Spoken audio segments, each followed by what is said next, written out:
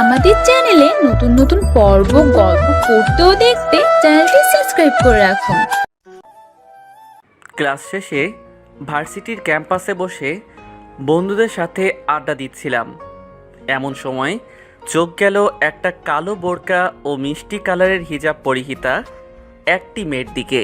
যদিও আমি কোনো মেয়ের দিকে তাকিয়ে থাকতে অভ্যস্ত নই, তবুও কেন যেন মেয়েটির দিকে এক দৃষ্টিতে তাকিয়ে আছি। মেয়েটি ও তার বান্ধবীদের সাথে কথা বলছে ও হাসছে। ওর সেই হাসি মাখা মুখের দিকে আমি এক দৃষ্টিতে তাকিয়ে আছি এতক্ষণ। ওর হাসিতে যেন হারিয়ে যেতে ইচ্ছে করছে।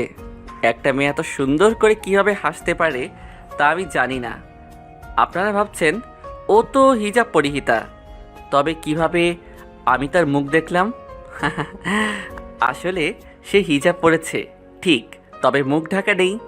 ওর দিকে আরও কতক্ষণ যে তাকিয়েছিলাম তা আমি জানি না। হঠাৎ আমার হুঁশ ফিরল বন্ধু হাবিবের ডাকে। কিরে, কোথায় হারিয়ে গেছিলি? কতক্ষণ ধরে ডাকছি, তোর কোনো খবর নেই। কি হয়েছে বল? তুই তো কখনো এমন করিস না। কখন থেকে দেখছি তুই এক নজরে ওই দিকে তাকিয়েছিলি। ওখানে তো মেয়েরা আড্ডা দেয়, আর তুই তো কোনো মেয়ের দিকে তাকাও না, বরং যতটা পারো মেয়েদের এড়িয়ে চলো। তুমি তো কখনো প্রেম ভালোবাসা করবে না বলেছো আমাদের, তাহলে আজ কি হলো? না কারো প্রেমে পড়ে গেলে? প্রেমে পড়লে বলো, এমনিতেই অনেক মেয়ে তোমাকে পছন্দ করে, আমরাও একটু হেল্প করব তোমাকে। না রে, তেমন কিছু না, কিন্তু হঠাৎ একটা মেয়ের দিকে চোখ আটকে গেছিল। তার হাসিটা দেখে মনে হচ্ছিল ওই হাসিতে হারিয়ে যাই। এমনটা আমার সাথে প্রথমবার হলো। জানিস, কাউকে এত নিখুঁতভাবে খেয়াল করলাম। মেয়েটা হাসলে ওর গালে একটা ছোট্ট টোল পড়ে, যেটা ওর সুন্দরকে আরও বাড়িয়ে তোলে। মনে চায় সারা জীবন ওই সুন্দর মুখখানা দেখতে থাকি। জানি না এটা প্রেম ভালোবাসা কিনা, কারণ এর আগে তো আমি আর প্রেম ভালোবাসা করি নাই, তোরা জানিস। আর এই সম্পর্কে আমার কোনো এক্সপেরিয়েন্স নাই। কথাগুলো এতক্ষণও সেই অচেনা মেয়ের দিকে তাকিয়ে বললাম। বুঝতে পারছি আমাদের বন্ধু অবশেষে প্রেমে পড়ছে। তা বন্ধু, ওই মেয়েগুলোর মধ্যে কোনটাকে তুমি মন দিয়ে দিলে আমরাও একটু দেখি তাকে দেখতে কেমন। আমি ওদেরকে সেই মেয়ের দিকে ইশারা করে দেখিয়ে দিলাম। ওরা ওকে দেখে বলল, বাহ দোস্ত, তোর পছন্দ আছে বলতে হবে। ভাবিকে তোর সাথে ভালোই মানাবে। ঠিক বলেছিস। কিন্তু তোদের সাহায্য করতে হবে, না হলে আমি কিছুই করতে পারবো না। তোরা শুধু ওর সম্পর্কে সব ইনফরমেশন জোগাড় করে দে। এটা কোনো ব্যাপারই না। কি বলিস? এটা তোর জন্য এত সহজ হয়ে গেল? আরে আমার জন্য হবে কেন? এই কাজটা খুব সহজেই করতে পারবে আমাদের হাবিব। রাসেল কি? হাবিব কিন্তু কিভাবে? আরে ওইদিকে ভালো করে তাকিয়ে দেখ, ওইখানে সুমি আছে। সুমি হলো হাবিবের জিএফ। ও আচ্ছা, হাবিব বন্ধু সাহায্য করবে তো? করব, কিন্তু একটি শর্তে। কি শর্ত আমাকে বল, আমি তোর সব শর্তে রাজি আছি। ট্রিট দিতে হবে। আচ্ছা দিব। কালকের ভিতরে সব ইনফরমেশন পেয়ে যাবে। ওকে। তারপর ওদের ট্রিট দিয়ে বাসায় যাচ্ছি। বাসায় যেতে যেতে আপনাদেরকে আমার পরিচয়টা দিয়ে নিই। আমি তানভীর, এইবারে অনার্স সেকেন্ড ইয়ার। বাড়িতে বাবা মা ও একটা বড় বোন আছে। বাকিটা গল্পের সাথে থাকেন, জানতে পারবেন। বাড়িতে গিয়ে আগে ফ্রেশ হয়ে নিলাম, তারপর বাবা মায়ের সাথে খাবার খেয়ে গল্প করে রুমে চলে আসলাম। আপনারা ভাবছেন আমার বড় বোন আছে, তাহলে তার কথা বললাম না কেন? আসলে তার পড়াশোনা কমপ্লিট হতেই বিয়ে হয়ে গেছে, আর তারা রিলেশন করেই বিয়ে করেছে।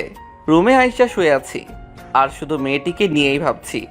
ওকে নিয়ে ভাবতে না চাইলেও ওর মায়াবী হাসিটা যেন এতক্ষণ ও আমার চোখের সামনে ভাসে, যেন ওর মায়াবী হাসিটা দেখে পার করে দিব অনন্তকাল।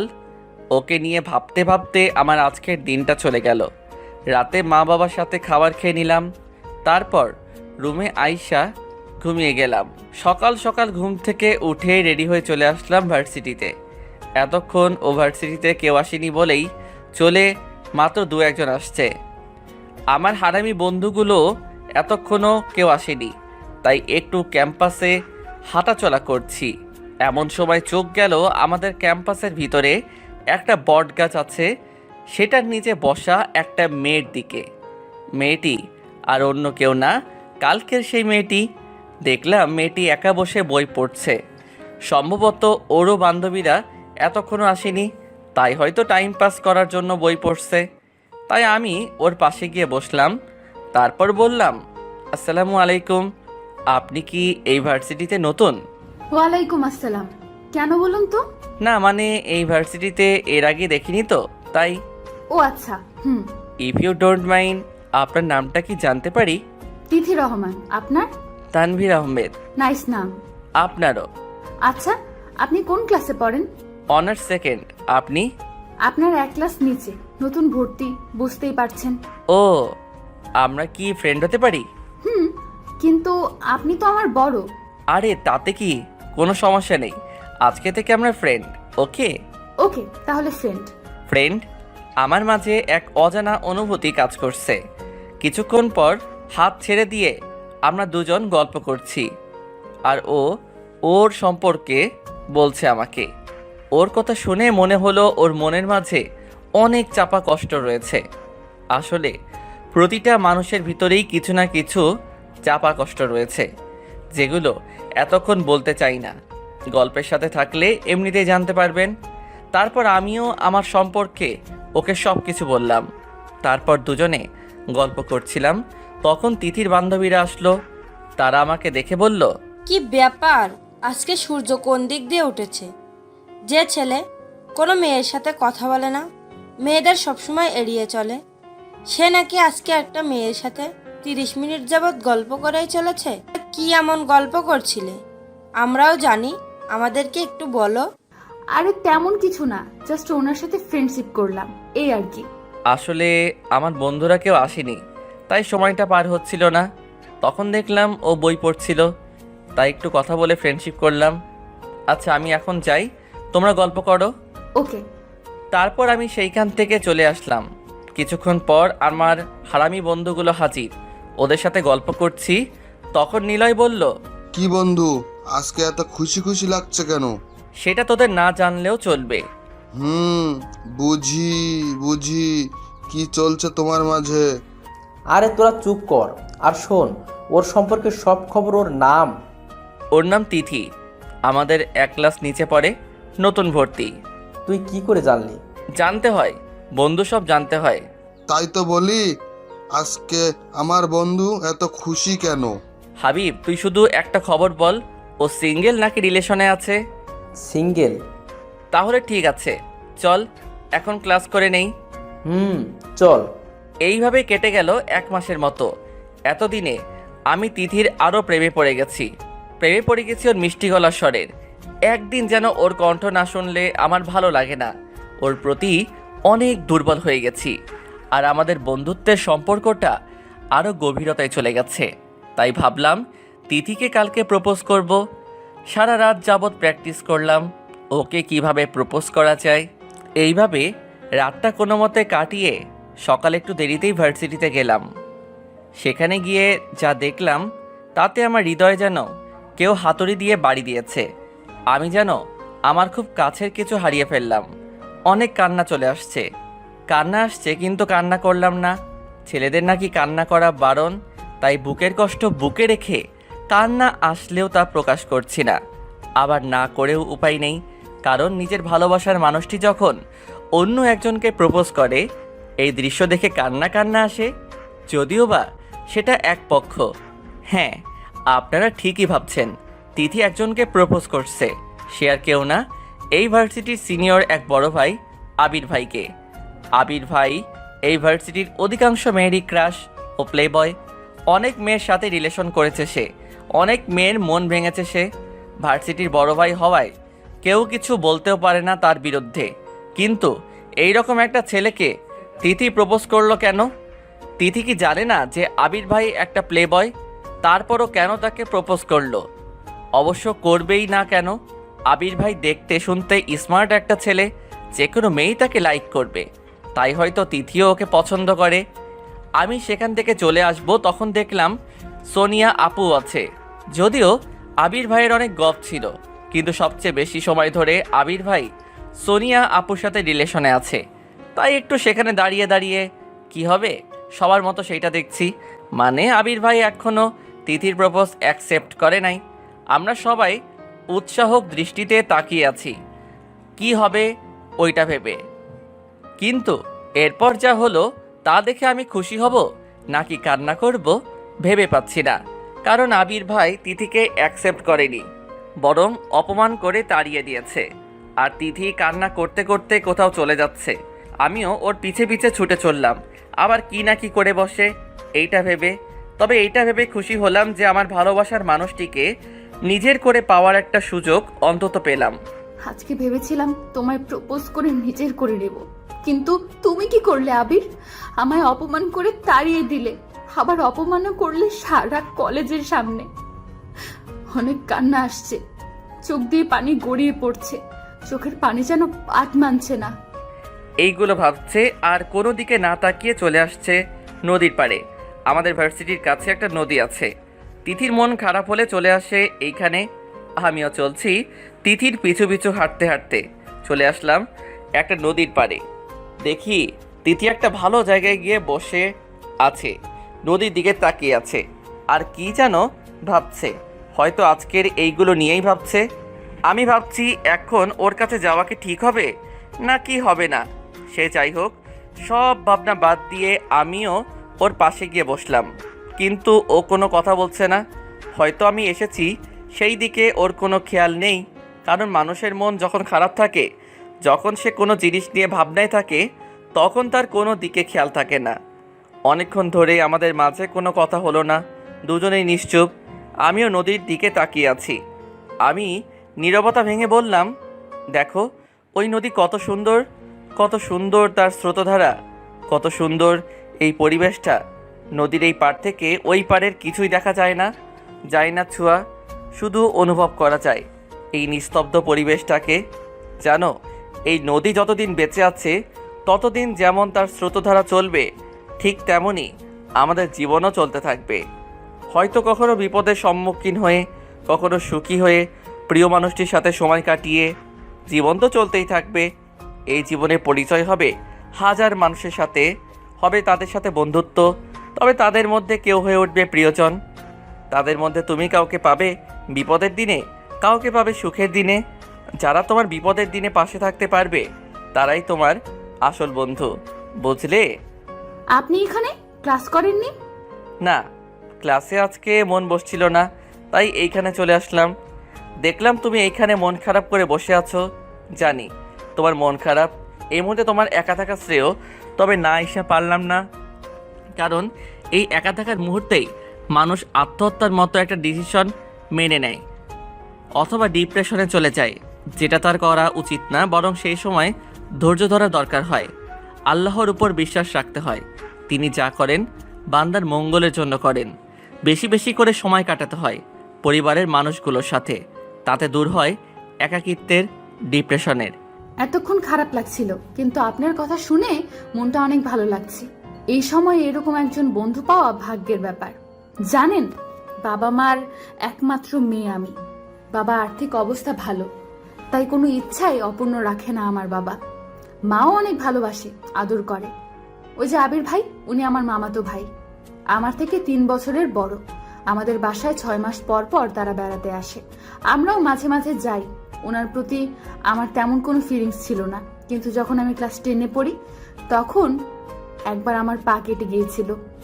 উনি সেদিন আমার পায়ে মলম লাগিয়ে ব্যান্ডেজ করে দেন। সেদিন রাতে আমার অনেক জ্বর আসে, আমাকে মেডিসিন খাইয়ে দিয়ে মামিকে আমার পাশে রেখে তারপর উনি ওনার রুমে চলে যান। সকালে আমার খোঁজ নিয়েছেন কেমন লাগছে। হয়তো এজন্যই আমি ওনার প্রতি দুর্বল হয়ে পড়েছিলাম। ওনার জন্য মনের ভেতর ভালোবাসা না আবেগ তৈরি হয়েছিল তা আমি জানি না। এতদিন ভয় লাগছিল, তাই কিছু বলি নাই। কিন্তু আজকে সাহস করে ওনাকে প্রপোজ করেছিলাম, কিন্তু উনি আমাকে আরো অপমান করলেন, যার জন্য ওনাকে আমি কখনো ক্ষমা করতে পারবো না। আমি হয়তো ওনার জন্য যোগ্য ছিলাম না, কারণ আমি বোরকা পরি। আজকালকার দিনের মেয়েদের মতো আমি স্টাইলিশ নই, তাই তো উনি আমায় খ্যাত বলে অপমান করলেন। দোষটা আমারই। আমি কি বলবো বুঝতে পারছি না, তবুও বললাম, দেখো আমি তোমাকে একটা কথা বলবো, যদিও এইটা এখন তোমাকে বলা ঠিকটা। কি এমন কথা? তুমি হয়তো আবির ভাইকে চিনো না আর তার সম্পর্কে জানো না। আবির ভাই এই ভার্সিটির অনেক মেয়ের ক্রাশ, কিন্তু তিনি আজ পর্যন্ত অনেক মেয়ের মন ভেঙেছেন। যার যার সাথে রিলেশন ছিল তাদের সাথে অতিজর 2-3 মাস রিলেশন ছিল, তারপর ব্রেকআপ। শুধুমাত্র সোনিয়া আপু ছাড়া তার সাথে এখনও রিলেশনশিপে তিনি আছেন। তাদের রিলেশন প্রায় 1 বছর। তাই সবাই মনে করে হয়তো আবির ভাই এইবারে ভালো হয়ে যাবেন। বিশ্বাস না হলে তোমার বন্ধুদের জিজ্ঞাসা করতে পারো। তাই তোমার জন্য ভালোই হয়েছে। যদি তুমি রিলেশনে যেতে তার কিছুদিন পর তোমার ব্রেকআপ হলে তুমি আরও কষ্ট পেতে। আর আল্লাহ যা করেন তা বান্দার মঙ্গলের জন্য করেন। So be happy man, sorry woman, enjoy your life. আর তুমি নিজেকে খ্যাত বললে কেন? আমাদের ধর্ম তো ইসলাম, তাই না? আর ইসলাম নারীদের শরীর ঢেকে ভালো জামা কাপড় পরে চলাফেরা করার নির্দেশ দিয়েছে। তাই তুমি কোনো খ্যাত নাও, বরং তুমি তোমার ধর্ম পালন করছো। থ্যাঙ্কস। আসলেই কিছুটা হলেও মনটা ভালো লাগছে আপনার সাথে কথা বলে, এমন কিছু বলার জন্য। অন্য মেয়ে হলে হয়তো এতক্ষণে মার শুরু করতো, কিন্তু ওর এই ব্যবহারে আমি অবাক। ওয়েলকাম। আচ্ছা, এখন বাসায় যান আর আজকের দিনটার কিছু মুহূর্ত ভুলে যান আর পরিবার ও বন্ধুদের সাথে সময় কাটান। আর যদি কখনো একা মনে হয় নিজেকে, তবে গান শুনে সময়টা পার করে দিও। ওকে। শুনো, আমি হয়তো এই দেশে বেশি দিন থাকবো না, কারণ লন্ডনের একটা ভার্সিটিতে অনেক আগে ভর্তি পরীক্ষা দিয়েছিলাম। সেইখানে আমি উত্তীর্ণ হয়েছি, তাই সেখানে চলে যাব। আর 1 মাস পর আমার ফ্লাইট, এখন সব রেডি করে রাখছি। ওনার চলে যাওয়ার কথা শুনে মনটা খারাপ হয়ে গেল। জানি না কেন মনে হচ্ছে খুব কাছের কেউ দূরে চলে যাচ্ছে। আমি চেয়েছিলাম তোমাকে আজকে প্রপোজ করে নিজের করে নিব, তারপর আমার পড়াশোনা কমপ্লিট করে আয়শা কোনো কাজ করে প্রতিষ্ঠিত হয়ে তোমাকে বিয়ে করে একেবারের জন্য নিজের করে নিব, কিন্তু তা হলো না। তবে তোমাকে আমি এই অবস্থায় আমি একা ছেড়ে যাব না, কারণ এইবারে তোমাকে একা ছাড়লে তুমি অন্য কারো হয়ে যেতে পারো। আমি বেঁচে থাকতে সেটার হতে দিব না। কিছু বলছো না যে? আচ্ছা, ভালোভাবে পড়াশোনা করবেন আর নিজের খেয়াল রাখবেন। সে তো অবশ্যই। আচ্ছা তিথি, তুমি না একবার বলেছিলে তুমিও লন্ডনের কোনো ইউনিভার্সিটিতে পড়তে চাও? তা তো বলেছিলাম, কিন্তু সেই ইচ্ছে কি পূরণ হবার মতন? তুমি তো আমার 1 ক্লাস জুনিয়র, তোমাদের এখনো ভর্তি চলছে। আমি যে ভার্সিটিতে সুযোগ পেয়েছি, চাইলে তুমিও অ্যাপ্লাই করতে পারো। আমি তোমায় তাতে হেল্প করব। যদি না হয়? আরে বাবা, না হলে না হবে। একবার ট্রাই করতে তো কোনো দোষ নেই, তাই না? তা অবশ্য ঠিক। তাহলে কবে অ্যাপ্লাই করব? কালকে করলেই ভালো হবে। তুমি তোমার জরুরি কাগজপত্র সব রেডি করো, আমি তোমার জন্য অ্যাপ্লাই করব। ওকে। কালকে কখন আসতে হবে ভার্সিটিতে? একটু তাড়াতাড়ি আসলেই হবে। ওকে। আল্লাহ হাফেজ। আর মন খারাপ না করে নিজের কাগজপত্র সব রেডি করো। আচ্ছা, তাহলে আল্লাহ হাফেজ। এত খারাপ লাগছিল, কিন্তু এখন সত্যিই ভালো লাগছে। আমিও লন্ডনে কোনো ভার্সিটিতে পড়ব, কিন্তু আমি কি চান্স পাবো সেই ভার্সিটিতে? সে যাই হোক, আমার মনে হয় উনি পাশে থাকলে আমি অবশ্যই পারবো। জানি না এই লোকটার প্রতি এত বিশ্বাস আসে কোথা থেকে। আমি সেখান থেকে বাসায় চলে আসলাম, আর তিথির বাসায় চলে গেল। আমি বাসায় আয়শা রেস্ট নিয়ে আব্বু আম্মুর সাথে খাবার খেয়ে নিলাম। তারপর যা হবার তাই। সকালে ঘুম থেকে উঠে ফ্রেশ হয়ে ভার্সিটিতে চলে আসলাম। ভার্সিটিতে গিয়ে দেখি তিথি আগেই বসে আছে একা একা। ভার্সিটির ক্যাম্পাসে এখনো পর্যন্ত বেশি কেউ আসেনি। আমি তিথির কাছে গিয়ে, তিথি, তোমার কাগজপত্র এনেছো? আমার কাছে দাও কাগজগুলো। তারপর আমি তিথির থেকে ওর কাগজপত্রগুলো নিয়ে আমার ল্যাপটপে দিয়ে ওর জন্য সেই ভার্সিটিতে অ্যাপ্লাই করছি। অ্যাপ্লাই করা শেষ। নাও তোমার কাগজপত্র। আচ্ছা, রেজাল্ট দিবে কবে? 6 দিন পর। আচ্ছা, তোমার বাবা মা কিছু বলেনি? মা অনেক কান্না করেছে যে আমি বিদেশে চলে যাব, তবে বাবা মাকে সান্ত্বনা দিয়েছে যে আমি তো পড়াশোনা করতে যাচ্ছি, সেই জন্যই। ও আচ্ছা। আচ্ছা, ক্লাস করবে না? না, ক্লাসে গেলে এক একজন এক এক কথা বলে, যার জন্য ক্লাস করব না। 7 দিন পর যদি ভার্সিটিতে চান্স পাই, তাহলে আর এই ভার্সিটিতে আসবো না। ও আচ্ছা। আল্লাহ হাফিজ। তাহলে আমি চান্স পেলে আমাকে ফোন দিয়ে জানাবেন, কেমন? আচ্ছা। দেখতে দেখতে 6 দিন কেটে গেল। আজকে গেম খেলছি ল্যাপটপে, তখন একটা ইমেল আসলো। আমি ইমেইলটা ওপেন করে দেখলাম যে তিথি ও সেই ভার্সিটিতে চান্স পেয়েছে। এইটা দেখে তো আমার লুঙ্গি ড্যান্স দিতে ইচ্ছে করছে। যাই হোক, খবরটা তিথিকে জানতে হবে। আমি ফোন দিয়ে তিথিকে বললাম আজকে একটা রেস্টুরেন্টে দেখা করতে, ওর জন্য একটা সারপ্রাইজ আছে। কি এমন সারপ্রাইজ হতে পারে আমার জন্য? যাই হোক, দেখা যাবে। সেখানে গেলেই তো দেখা যাবে কি সারপ্রাইজ। বিকালবেলা আমি রেস্টুরেন্টে বসে আছি। একটু পর তিথি আসলো, একটা কালো বোরকা ও হিজাব পরে, মুখটা খোলা, কোনো মেকআপ নেই। অনেক মায়াবী ও সুন্দর লাগছে ওকে। আবার ক্রাশ খেলাম। আসলে মেকআপ ছাড়াই মেয়েরা অনেক মায়াবী ও সুন্দর দেখায়। কি এমন সারপ্রাইজ দিবেন আমায়? একটু পরেই দেখতে পাবে। তার আগে কিছু অর্ডার করে খাবার খেয়ে নেই, কি বলো? ওকে, আপনার ইচ্ছা। তারপর আমি খাবার অর্ডার করলাম। একটা ওয়েটার এসে খাবার দিয়ে গেল। আমি আর তিথি একসাথে খেয়ে নিলাম। তারপর বিল দিয়ে দিলাম। তখন তিথি জিজ্ঞাসা করলো, আচ্ছা, সারপ্রাইজটা কি? ওর দিকে একটা ইমেইলের ফটোকপি দিলাম। ওই ইমেইলটা দেখো। ইয়েস, আমি চান্স পেয়েছি। Thank you, thank you, thank you so much. সবটাই সম্ভব হয়েছে শুধুমাত্র আপনার জন্য। স্বাগতম। আচ্ছা, ফ্লাইট কবে? আর আমি সেখানে থাকবো কোথায়? ফ্লাইট আমার সাথেই, আর তুমি আমার সাথেই থাকবে। সেখানে আমরা দুজনে আলাদা আলাদা রুম ভাড়া করে থাকবো। আমি তার ব্যবস্থাও করে রেখেছি। তোমার পাসপোর্ট আছে তো? আছে। আরো একবার ধন্যবাদ আপনাকে। বন্ধুত্বে নো সরি, নো থ্যাঙ্কস, ওকে? ওকে। আচ্ছা, তুমি গাড়ি করে আসছো নাকি রিক্সায়? রিকশায়। যদি কিছু মনে না করো তাহলে আমি তোমাকে আমার বাইকে করে তোমাকে পৌঁছে দেই। আচ্ছা, আমি রাজি হলাম, কারণ এই সময় সহজে রিকশা পাওয়া যায় না। আচ্ছা, তাহলে বাইকে উঠে বসো। আমার কাঁধে হাত রেখে শক্ত করে ধরে রেখো। আচ্ছা। আমি বাইক স্টার্ট দিলাম। এমন মুহূর্তে একটা পিচ্চি বাচ্চা ছেলে আমার বাইকের কাছে এসে বলল, ভাইয়া ফুল নিবেন? ফুল? আমি বাইকটা দাঁড় করিয়ে বাচ্চাটার দিকে তাকালাম। একটা বয়স 9 কি 10 হবে। হাতে একগুচ্ছ গোলাপ ফুল নিয়ে কথাগুলো বলল। আমি বুঝলাম তো কোনো পরিস্থিতি শিকার, তাই গোলাপ ফুল বিক্রি করছে। না হলে কেউ পড়াশোনার খেলাধুলার বয়সে এগুলো বিক্রি করবে কেন? হয়তো কোনো অভাবে পড়েই এই কাজ করছে। তাই আমি ওকে জিজ্ঞেস করলাম, তোমার বাড়িতে কে কে আছে? ছোট বোন আর মা। বাবা অনেক আগেই মারা গেছেন। তুমি পড়াশোনা করো? হ্যাঁ, এইখানের একটা প্রাইমারি স্কুলে পড়ি, কিন্তু মা অসুস্থ হওয়ায় অনেক দিন যাওয়া হয় না। মা অসুস্থ হওয়ায় খাবার টাকাটা জোগাড় হয় না, তাই আমি এই কাজ করছি। সবগুলো ফুল বিক্রি করে কত টাকা পাবে? 300 টাকা। 300 টাকা দিলে খাবার হবে তোমাদের? কোনো মতে একদিন পার করে দিতে পারবো। তাহলে তোমার সব ফুলগুলো আমাকে দিয়ে দাও। আচ্ছা। আমি আমার পকেট থেকে 1000 টাকা বের করে ওকে দিলাম। ভাইয়া, আমার কাছে তো ভাঙতি নাই। ভাঙতি লাগবে না, ওই টাকাটা পুরোটাই তোমার। না ভাইয়া, আমি এত টাকা নিতে পারবো না, মা শুনলে বকা দিবে। না, তোমাকে বকা দিবে না। আর তুমি আমাকে ভাইয়া বললে, তাহলে আমি তোমার ভাই, আর ভাই হয়ে টাকাটা তোমায় আমি দিতেই পারি। এইটা না নিলে আমি রাগ করব। আচ্ছা।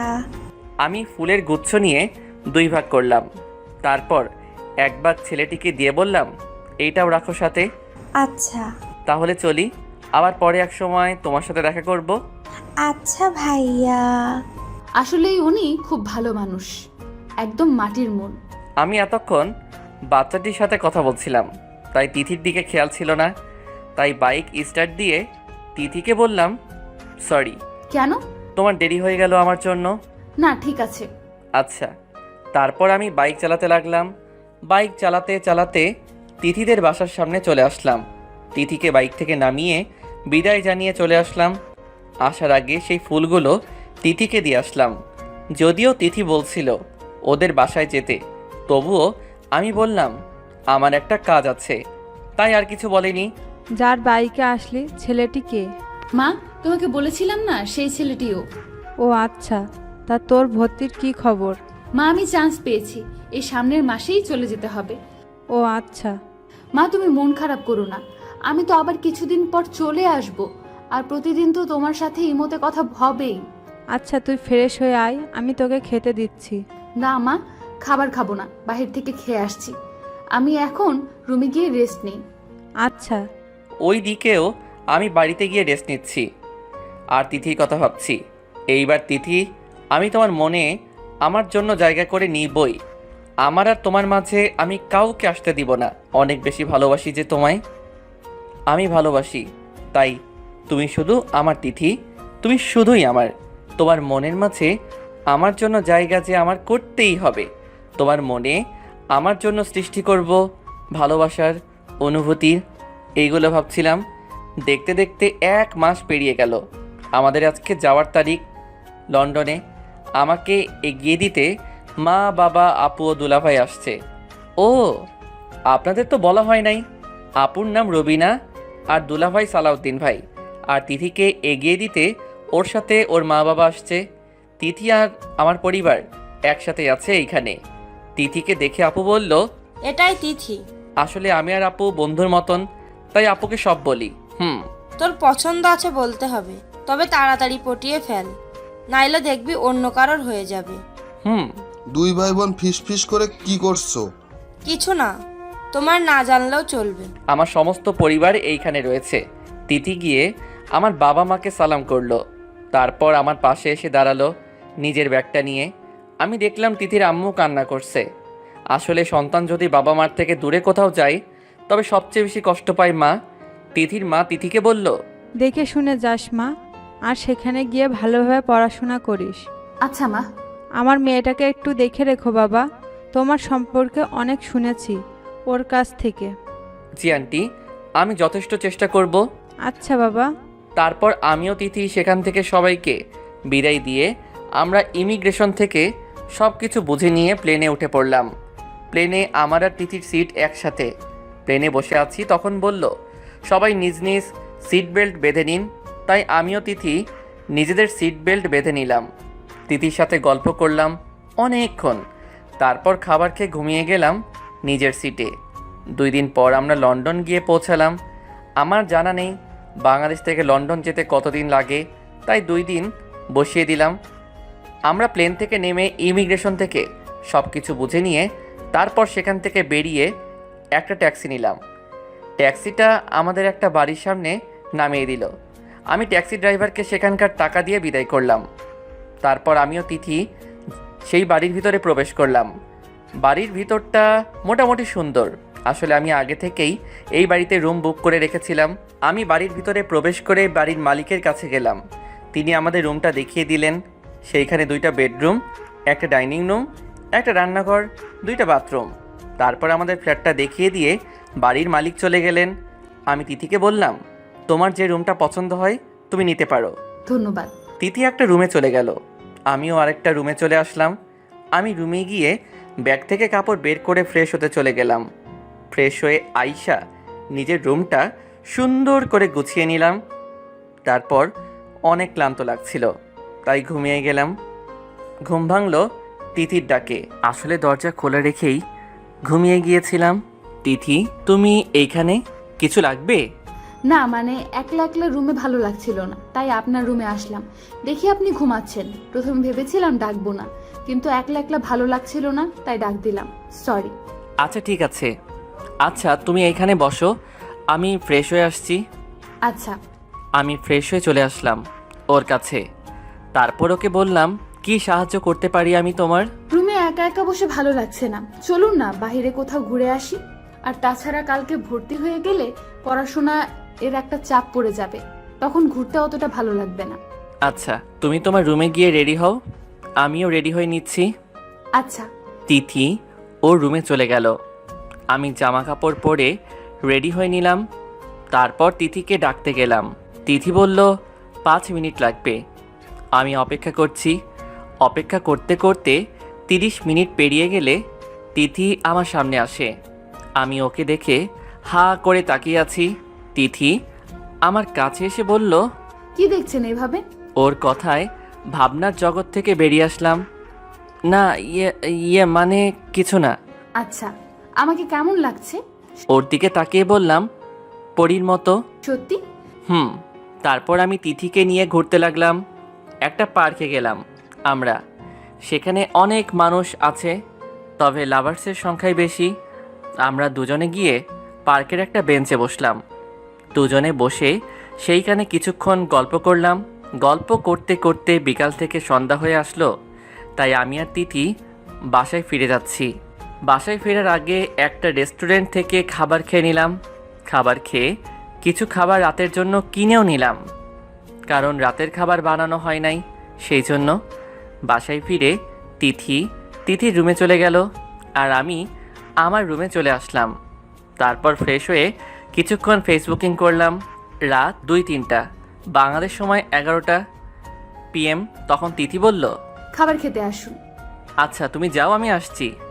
একটু পর খাবার খেতে গেলাম। সেখানে গিয়ে দেখি তিথি সব খাবার রেডি করে রাখছে। আমিও হাত ধুয়ে বসে পড়লাম খাবার খেতে।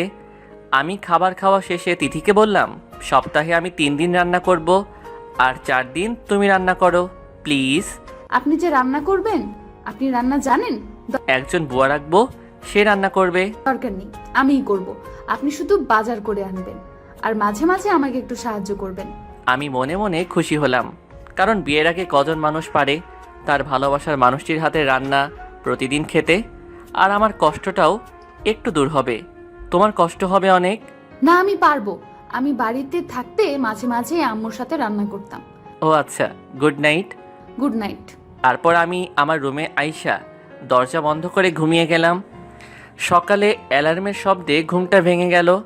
ঘুম থেকে উঠে ফ্রেশ হয়ে নিলাম। তারপর তিথিকে নিয়ে ভার্সিটির উদ্দেশ্যে বেরিয়ে পড়লাম। ভার্সিটিতে পৌঁছে আমি ভার্সিটির হেডের সাথে কথা বলে আমাদের ভর্তি কনফার্ম করলাম। তারপর আমিও তিথি ভার্সিটির ক্যাম্পাসটা ভালো করে ঘুরে দেখতে লাগলাম। অসাধারণ সুন্দর এই ভার্সিটির ক্যাম্পাসটা। যদিও আমারও তিথির আলাদা আলাদা ক্লাস, তবু সময় একই। তাই আমি এক ক্লাস করেই বেরিয়ে পড়লাম। একজনের সাথে বন্ধুত্ব করলাম। ওর নাম রাহুল। ও আসলে ভারতীয়, তবে বাংলা বলতে পারে। এইখানে খুব কম সংখ্যক বাঙালি পড়ে। আমি আর রাহুল এই অল্প সময় ক্লোজ হয়ে গেছি। তাই দুজনে মিলে ক্যাম্পাসে আড্ডা দিচ্ছিলাম। তখনই তিথি আসলো, আমাদের কাছে এসে বলল, ক্লাস থেকে গল্প হচ্ছে এখানে? না, আসলে ক্লাস করতে ভালো লাগছিল না, তাই ওর সাথে গল্প করছিলাম। ও কে রে দোস্ত? ওর নাম তিথি, আমাদের এক ক্লাস নিচে পড়ে। ও আচ্ছা। তখনই একটা মেয়ে আইসা রাহুলের কান ধরে মোচড় দিল। রাহুল পিছে ফিরে মেয়েটিকে দেখে বলল, আহ, ছাড়ো লাগছে রিমি, ছাড়ো বলছি। আচ্ছা ছাড়লাম, এখন বলো এইখানে কি? এই, ওর সাথে আজকে বন্ধুত্ব হলো, তাই একটু গল্প করছিলাম। তা আমার সাথে ওদের পরিচয় করে দিবে না? এ হলো তানভীর, আর তানভীরের হলো আমার ইয়ে। বুঝতে পারছি। আসসালামু আলাইকুম ভাবি। ওয়ালাইকুম আসসালাম। এ হলো তিথি, ও আমাদের ফ্রেন্ড। আজ থেকে আমরা 4 জন ফ্রেন্ড। ওকে? ওকে। তানভীর, তুই একটু ওই দিকটায় চল, তোর সাথে কথা আছে। আচ্ছা চলো। এই তোরা দুজন কোথায় যাস? এই সামনে মাত্র 2 মিনিট পর চলে আসবো। আচ্ছা তাড়াতাড়ি চলে আসিস। ওকে। আমরা রিমি ও তিথির থেকে একটু দূরে গেলে রাহুল আমাকে বলল, তুই তিথিকে ভালোবাসিস? Am I right? কিন্তু ওকে বলিস না প্লিজ। ওকে। এখন চল ওদের কাছে যাই। তারপর আমরা 4 জন অনেক ভালো বন্ধু হয়ে গেলাম। এইভাবে কাটতে লাগলো আমাদের বন্ধুত্বের দিনগুলো। ভালোই কাটছে দিন, আর আমি দিন দিন তিথিকে আরও বেশি ভালোবেসে ফেলেছি। দেখতে দেখতে পেরিয়ে গেল 3টি বছর। সামনেই আমার অনার্স লাস্ট ইয়ারের পরীক্ষা, তাই ভাবলাম তিথিকে প্রপোজ করব। কালকে রাহুল আমাকে হেল্প করবে কিছুটা। এই 3 বছরের মাঝে তিথির মাঝেও অনেক পরিবর্তন আসছে। কি পরিবর্তন আসছে শুনবেন? তাহলে শুনেন। আমি কোনো মেয়ের সাথে কথা বললে বা কোনো মেয়ের দিকে তাকালে আমাকে অনেক বকা দেয়। আবার আমি কোনো মেয়ের সাথে কথা বললে তো সেদিন আমার সাথে কথাই বলে না। আমার FB থেকে সমস্ত মেয়েকে ব্লক করে দিছে, শুধুমাত্র আপু আর ওর আইডি বাদে। আমি এই থেকে বুঝলাম তিথি আমাকে ভালোবাসে, তাই কালকে ওকে প্রপোজ করব। তবে এইবার আর প্র্যাকটিস করলাম না, কারণ আগেরবার প্র্যাকটিস করতে করতে আমি বাস খাইছি। সো এইবার ডাইরেক্ট প্রপোজ করব। আর অন্যদিকে তিথি, আচ্ছা, ও কি বুঝে না আমি ওকে ভালোবাসি? ওকে যে অনেক ভালোবেসে ফেলেছি, তাই জন্য অন্য কারোর সাথে ওকে সহ্য করতে পারি না। ভালোবাসি তাই ওর পাশে অন্য কাউকে সহ্য করতে পারি না। ওর পাশে শুধু আমি থাকতে চাই। ওর নিঃশ্বাসে বিশ্বাসে ওর সব কিছু ঘিরে আমি থাকতে চাই, কারণ ও যে আমার সব কিছু ঘিরে রয়েছে। এই 3টি বছর আমার মন প্রাণ জুড়ে যে তানভীর আর তানভীরই রয়েছে, ওকে ছাড়া একটা দিন তো থাকতে পারি না। আচ্ছা, ও যদি ওর পরীক্ষার পর এখান থেকে চলে যায়, তাহলে আমি কাকে ঘিরে বাঁচবো? না, কিছুদিনের মাঝে ও আমাকে প্রপোজ না করলে আমি আমার মনের কথাগুলো বলবো। আমি যে ওকে আবেগ দিয়ে নয়, বরং মন থেকে ভালোবাসি সেটা বলবো। একটা মেয়ে হয়ে নির্লজ্জের মতো ওকে ভালোবাসি কথাটা বলবো। ভালোবাসার মানুষটিকে পাওয়ার জন্য না হয় এইটুকু করলাম। এইগুলো ভাবতে ভাবতে তিথিও ঘুমিয়ে গেল, আর আরিয়ানও। দুই দিকে দুটি মন শুধু একটা জিনিসই চায়, শুধু ভালোবাসা। তাদের দুটি মন মিলেমিশে হতে চায় একাকার, ভালোবেসে হারিয়ে যেতে চায় তাদের দুজনের দুটি মন। এখন অপেক্ষা একটি এমন দিন বা সময়ের যখন তারা একে অপরের মনকে বুঝে ভালোবাসবে, সব কিছু ভুলে আপন করে নিবে দুজন দুজনকে। হয়তো কালকে সেই বিশেষ দিনটি আসবে তাদের জীবনে, হয়তোবা কালকে তাদের জীবনের আলো অন্ধকার অধ্যায়ের সূচনা হবে। কি হবে তা জানার জন্য সাথেই থাকুন। আর গল্পটি ভালো লাগলে অবশ্যই লাইক ও কমেন্ট করে জানাবেন। সরি, আগের চেয়ে সবার কাছে ক্ষমা চেয়ে নিচ্ছি, কারণ এই গল্পের ছেলেটার নাম পাল্টে দেওয়া হয়েছে। একজন রিকোয়েস্ট করেছে তানভীর নামটা চেঞ্জ করে আরিয়ান নামে দিতে। হয়তো সব কিছু ভুলে আপন করে নিবে দুজন দুজনকে। যাই হোক, গল্পে ফেরা যাক। সকালবেলা তিথি ও আরিয়ান মানে আমি দুজনেই রেডি হচ্ছি। আজকে দুজনেই অনেক সুন্দর করে সাজগোজ করছে। সাজগোজ শেষ হলে আরিয়ান তিথিকে ডাকতে ও রুমে গেল। আসতে পারি? আসো। তিথি রুমে গিয়ে তিথিকে দেখে যেন ওর হুঁশ হারিয়ে ফেলল। ও মনের অজান্তে বলে দিল, জানি না কি দিয়ে বানিয়েছে তোমায় বিধাতা, এত সুন্দর কেন তুমি? আরিয়ানের কথা শুনে তিথি তো লজ্জায় শেষ। তবে এটুকু বলে আরিয়ান নিজেকে সামনে নিয়ে বলে, সরি, আর লজ্জা পেতে হবে না, এখন চলো। এতক্ষণ তিথি আরিয়ানকে খেয়াল করেনি, তবে এখন তিথি আরিয়ানের দিকে তাকিয়ে দেখল আরিয়ানকেও আজকে অনেক সুন্দর লাগছে। কোনো সিনেমার হিরোর চেয়ে কম লাগছে না। আরিয়ান সে এক পলক দৃষ্টিতে কিছুক্ষণ তাকিয়ে দেখল, তারপর নিজেই হুঁশ থেকে ফিরে আরিয়ানের সাথে যেতে শুরু করলো। তারা বাসার বাইরে আইসা একটা ট্যাক্সি নিল। ট্যাক্সি নিয়ে তারা একটা নিরিবিলি পরিবেশে চলে আসলো। আরিয়ান তিথিকে ট্যাক্সি থেকে নামিয়ে ট্যাক্সি ড্রাইভারকে টাকা দিয়ে বিদায় জানিয়ে দিল। ট্যাক্সি ড্রাইভার চলে গেল। তখন তিথি বলল, আমরা এখানে কেন আসলাম? আমাদের না ভার্সিটিতে যাওয়ার কথা? কিছুক্ষণ পর যাব। এখন আমার সাথে এখানে একটু হাঁটবে? আচ্ছা চলুন। তিথি ও আরিয়ান পাশাপাশি হাঁটছে আর চারদিকটা দেখছে। চারদিকে গাছপালায় ভরপুর। ইচ্ছে করছে তিথির হাত দুটো ধরে হাঁটতে, কিন্তু সাহস পাচ্ছে না। অপরদিকে তিথিও মনে মনে ভাবছে, ইস, এই রোমান্টিক পরিবেশ, আরিয়ান যদি আমার হাত দুটি ধরে হাঁটতো। তারা হাঁটতে হাঁটতে একটা ঝিলের কাছে চলে আসলো। এই জায়গাটা আরো অনেক সুন্দর, তাই তিথি এক ধ্যানে পরিবেশের চারপাশটা উপভোগ করছে। হঠাৎ আরিয়ান বলে উঠল, তিথি, আমি তোমাকে কিছু বলতে চাই। জানি না কথাটি তুমি কিভাবে নিবে। কি এমন কথা? আগে বলো, কথাটি শুনে তুমি আমার সাথে বন্ধুত্ব নষ্ট করবে না? আমরা এখন যেমন বন্ধু আছি, আগামীতেও এমন বন্ধু থাকবো। আচ্ছা। আরিয়ান তিথির সামনে হাঁটু গেড়ে বসে পড়ল। ও তিথির পেছন থেকে একটা গোলাপ ফুল তিথির দিকে এগিয়ে দিয়ে বলল, তিথি, তোমায় যেদিন প্রথম দেখেছিলাম সেদিন থেকেই তোমায় ভালোবেসে ফেলেছি। জানি না তোমার ওই চোখে কি আছে, তবে তোমার ওই চোখের মায়ায় পড়ে গেছি। তিথি, তোমায় অনেক বেশি ভালোবেসে ফেলেছি, বড্ড বেশি ভালোবেসে ফেলেছি তোমায়। আমিও তোমায় অনেক ভালোবাসি। হয়তো প্রথম দিকে তোমায় বন্ধু ছাড়া অন্য কিছু ভাবতাম না, তবে এই 3টি বছরে তোমায় অনেক বেশি ভালোবেসে ফেলেছি। একটু জড়িয়ে ধরবে আমায়? বলতে দেরি সাথে সাথেই তিথি আরিয়ানকে জড়িয়ে ধরল। আরিয়ানও তিথিকে জড়িয়ে ধরল। দুজন যেন ভালোবাসার প্রথম অনুভূতিকে অনেক ভালোভাবে উপভোগ করছে। তারা এই ভালোবাসা যেন চলতেই থাকবে অনন্তকাল। তাতে থাকবে না কোনো বাধা। আর যদি কোনো বাধা আসেও, সেই বাধা যেন তাদের কাছে কোনো বাধাই নয়, কারণ প্রেম যে অমর। ভালোবাসার শক্তি সম্পর্কে কেই বা না জানে। অনেক ভালোবাসার জন্য দিয়ে গেছে প্রাণটা পর্যন্ত। তাদের ভালোবাসাও তেমনই। সে যাই হোক, আর বেশি বলবো না, গল্পে ফেরা যাক। হঠাৎ তিথি আরিয়ানকে নিজের থেকে ছাড়িয়ে তিথি বলল, যাও, তোমার সাথে কথা বলবো না। এতদিন লাগলো প্রপোজ করতে? আহা, রাগ করছো কেন? আসলে আমি তোমাকে অনেক আগে প্রপোজ করতে গিয়েছিলাম, কিন্তু সেদিন পারিনি। কেন? কারণ সেই দিন তুমি আবির ভাইয়াকে প্রপোজ করছিলে।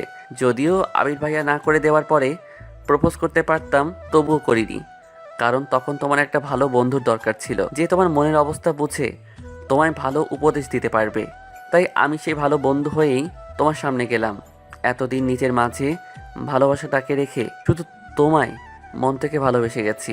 আর আজকে অবশেষে তুমি আমার ভালোবাসার পূর্ণতা পেল। Love you Tithi. Love you too. আমি বুঝলাম তিথির মন খারাপ হয়েছে আমার এই কথাগুলো শুনে। তাই তিথিকে বললাম, এই মনটা খারাপ করে রেখেছো কেন? তুমি শুধু আমায় ভালোই ভেসে গেলে, নিজের মাঝে কষ্টগুলো চাপা রেখে দিয়েছিলা, আর আমি সেটা বুঝতেই পারি নাই। সরি। ঠিক আছে, এখন কান্না বন্ধ করো। আমার তোমার কান্না করতে দেখলে অনেক কষ্ট হয়, আর যেটা ভাগ্যে লেখা আছে সেটাই হবে। তবে একটা কথা কি জানো, যত বাধাই আসুক এই জন্মে তুমি আমার। আচ্ছা, তুমি আমায় ভালোবেসে গেলে অথচ একবারও ভাবলে না, যদি আমি তোমাকে না ভালোবেসে অন্য কাউকে ভালোবাসতাম, অন্য কোথাও আমার বিয়ে হয়ে যেত তখন? এটা আমি কখনো ভাবিনি, কারণ ভালোবাসি তাই বিশ্বাস ছিল তুমি আমাকে একদিন ভালোবাসবে। আর ভালোবাসি তাই তোমার কাছে আছি, তোমায় সব সময় চোখে চোখে রেখেছি। এতটা ভালোবাসো আমায়? নিজের থেকেও বেশি। আচ্ছা, তোমার তো কিছুদিন পর পরীক্ষা শেষ, তখন তো তুমি দেশে চলে যাবে, তখন আমার কি হবে? কেন আমি দেশে যাব? আমি আমার রানীর কাছেই থাকবো সব সময়। পড়াশোনা শেষ হলে এখানে একটা জব করব। আর তোমার পরীক্ষা 1 বছর পর যখন শেষ হবে, তখন দুজনে দেশে গিয়ে বিয়ে করে নিব। আচ্ছা, এখন বাসায় যাই, চলো। আজ আর ভার্সিটিতে যাব না। আচ্ছা। তারপর আরিয়ান ও তিথি দুজনেই একটা ট্যাক্সি করে বাসায় আসলো। বাসায় এসে তারা খাবার খেয়ে অনেক গল্প করলো। ভালোই কাটছে তাদের দিন। এর মধ্যে আমার পরীক্ষা শেষে রেজাল্টও দিয়ে দিয়েছে। আমি মোটামুটি ভালো রেজাল্ট করলাম, আর কিছুদিন পর একটা চাকরিও পেয়ে গেলাম। আমার চাকরি হওয়ায় তিথি অনেক খুশি হয়েছে। এখন আরিয়ান ও তিথি একে অপরকে ছাড়া কিছু ভাবতে পারে না। তারা যেন এক গভীর ভালোবাসার মায়াজালে আবদ্ধ। তারা যেন ভালোবাসার দুটি পাখি।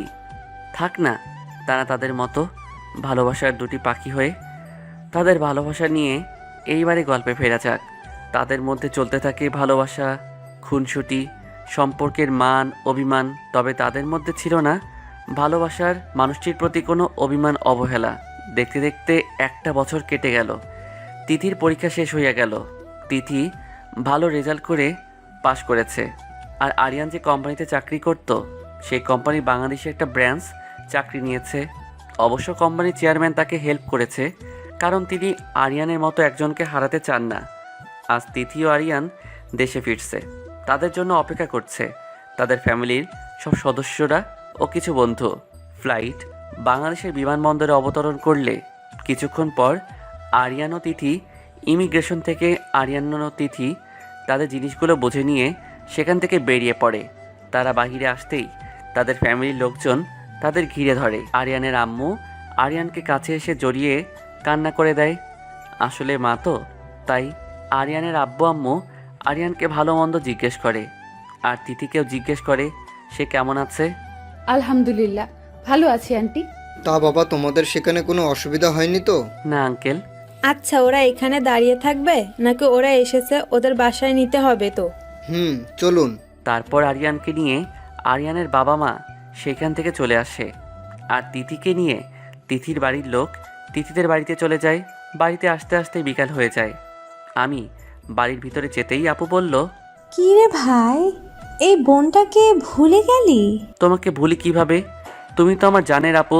হইছে, এখন যা ফ্রেশ হয়ে নিচে আয়। কতদিন পর বাড়িতে আসলি?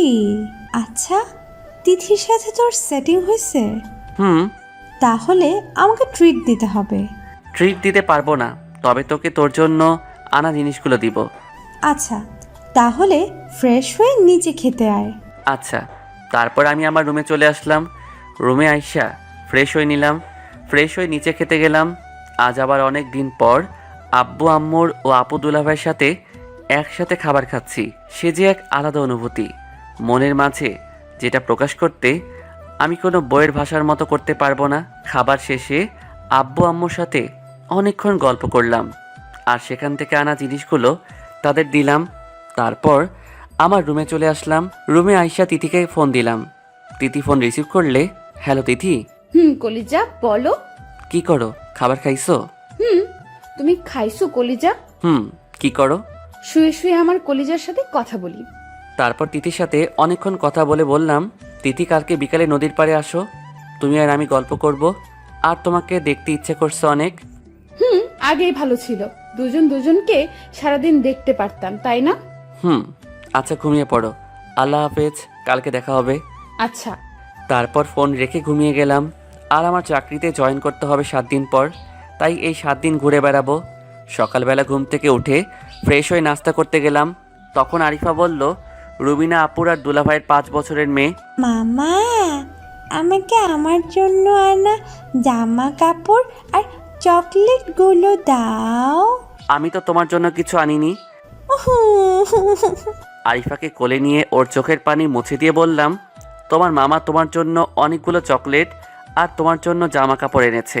সত্যি? কোথায় ওগুলো বলো?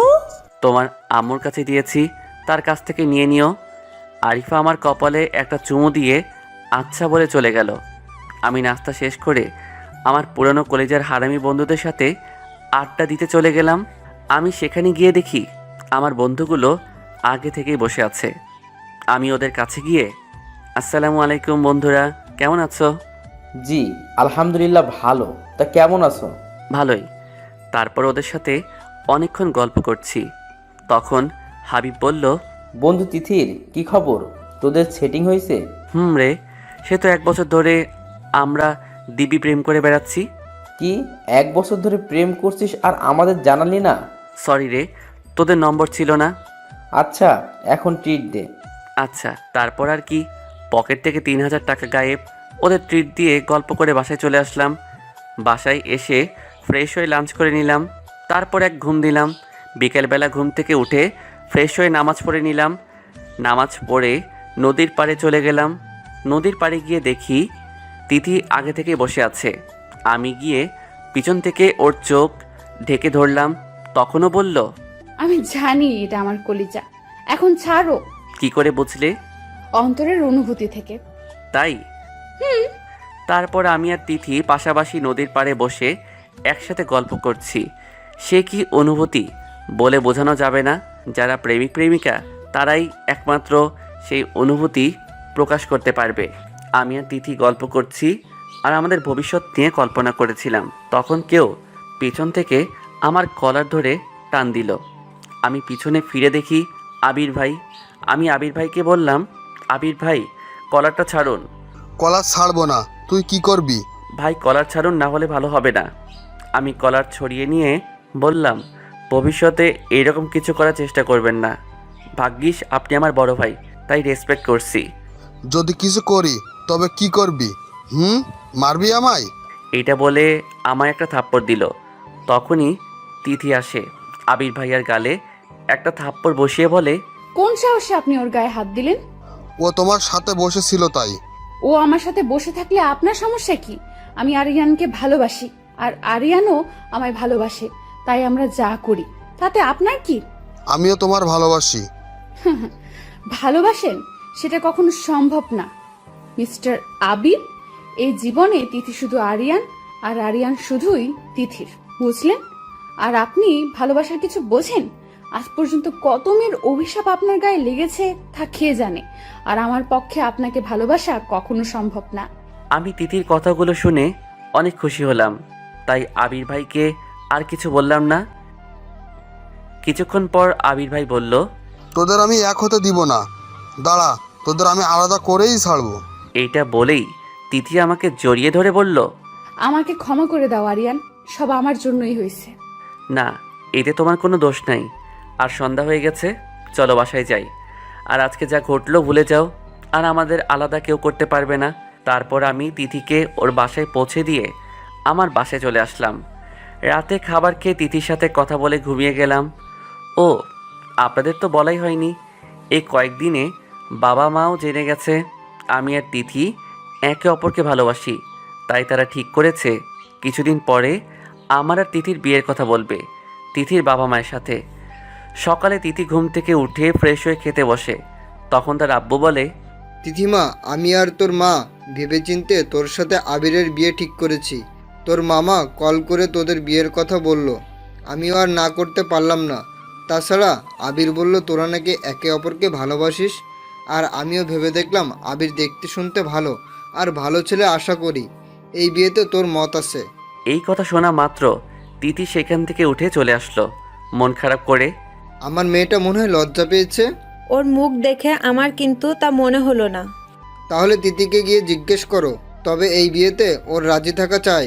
আমি আবিরদের কথা দিয়ে ফেলেছি। আচ্ছা, আমি দেখি। আমি এখন কি করব? আমি তো আরিয়ানকে ভালোবাসি, আবিরকে না।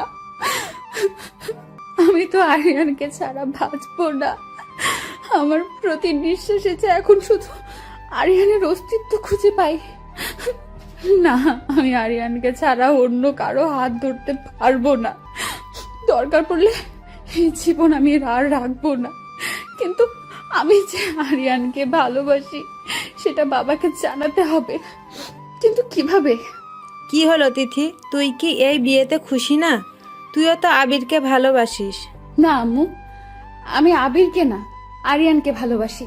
জানো আম্মু, এক সময় আবেগের বশে আবির ভাইকে ভালোবাসতাম ঠিকই, কিন্তু সেটা আবেগ ছিল। আমি আবির ভাইকে একদিন প্রপোজও করেছিলাম, কিন্তু সেদিন কি করেছিল জানো? সেদিন সে আমাকে অপমান করে তার গার্লফ্রেন্ড মিলে সারা ভার্সিটির সামনে।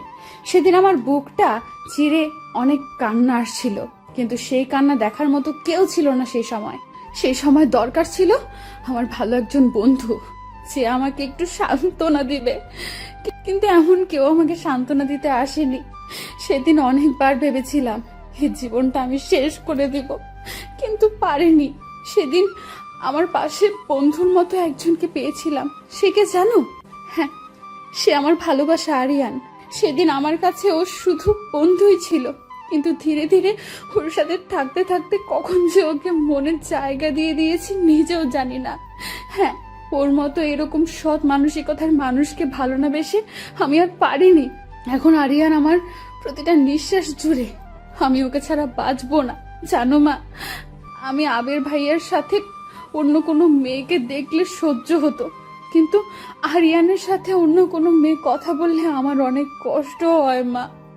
তুমি একটু বাবাকে বুঝিয়ে বলো না, আমি আরিয়ানকে ছাড়া বাঁচবো না। আর জানো মা, আবির ভাইয়ের সাথে অনেক রিলেশন ছিল। আমি তাকে কিভাবে ভালোবাসি বলো মা? আর এই জীবনে আমি শুধু আরিয়ান, আমি এই জীবনে অন্য কারো হতে পারবো না। তিথির মা তিথির কথা শুনে কি বলবেন বুঝতে পারছেন না, তবুও বললেন, আচ্ছা দেখি, এমনিতেও আরিয়ান ছেলেটা অনেক ভালো। আর কাউকে কিছু বলতে হবে না, আমি সব শুনে নিয়েছি। আর তিথি, তুমি শুনে রাখো, আবিরের সাথে আর 4 দিন পর তোমার এঙ্গেজমেন্ট। তুমি রেডি থেকো। আর আজকালকার দিনে এরকম 2-3টা রিলেশন প্রত্যেকটা ছেলেরই থাকে। আর তুমি যদি এমন কিছু করো যাতে আমার মান সম্মান নষ্ট হয়, তাহলে তুমি আমার মরা মুখ দেখবে। এই কথাগুলো বলে তিথির আব্বু চলে গেল। এই কথাগুলো শোনা মাত্র তিথির মাথায় যেন আকাশ ভেঙে পড়ল। একদিকে তার জন্মদাতা পিতা, অন্যদিকে তার ভালোবাসার মানুষটি। এখন কাকে বেছে নিবে তিথি? তোর আব্বু এক কথার মানুষ, সেই এই কথাই শেষ কথা। তোর আর আরিয়ানের ভালোবাসা যদি সত্য হয়ে থাকে তাহলে তোরা এক হবি। এইটা বলে তিথির আম্মু চলে গেল। তিথি বসে বসে কান্না করছে আর নিজের চুল নিজেই ছিটছে। এখন আমি কি করব? আমি আরিয়ানকে ঠকাতে পারবো না, আর না পারবো আমার জন্মদাতার সম্মান নষ্ট করতে। হে আল্লাহ, তুমি আমাকে পথ দেখাও না। আমি কিছু ভাবতে পারছি না। আরিয়ানকে একটা ফোন করে দেখি।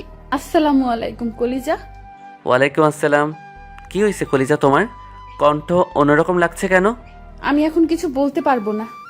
কালকে সকাল 9টায় নদীর পাড়ে চলে আসো, কথা আছে। আচ্ছা। সঙ্গে সঙ্গে তিথি ফোন কেটে দিয়ে বালিশে বুক গুজে কান্না করে দিল।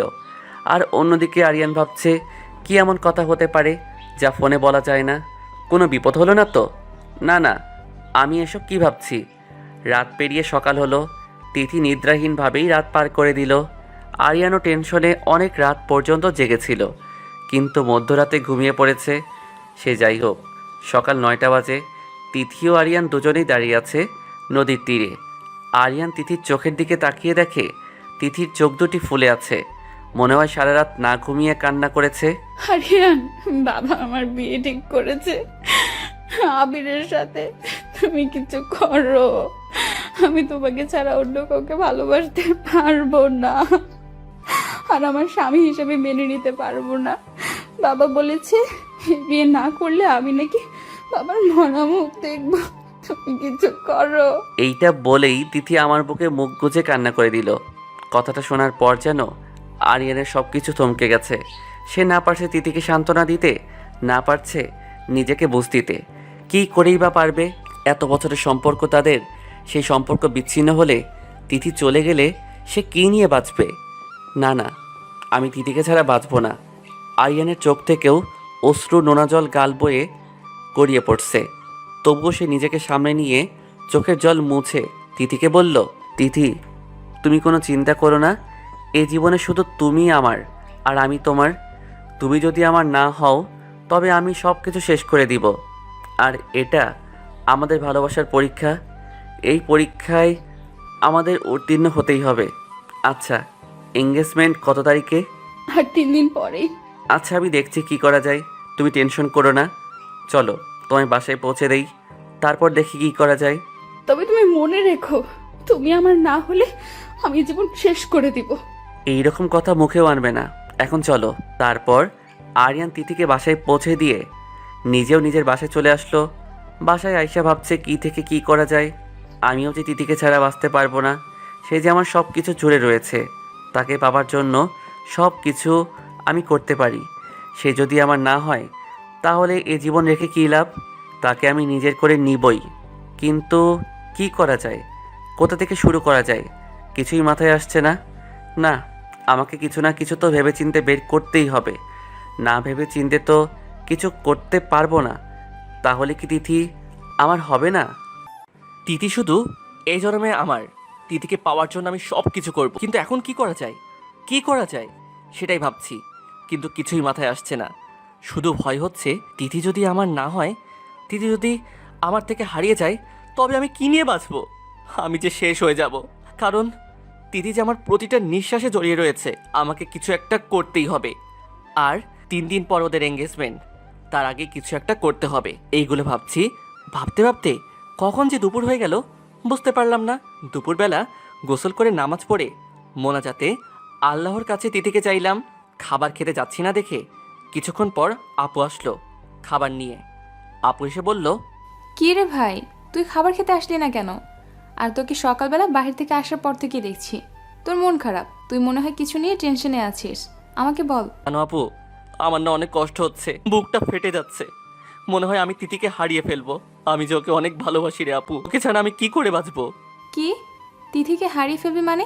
কি হয়েছে, খুলে বল আমাকে। তিথির এঙ্গেজমেন্ট ঠিক হয়েছে আবিরের সাথে। সবটা আমায় খুলে বলতো। আমি আপুকে প্রথম থেকে সব কিছু বললাম।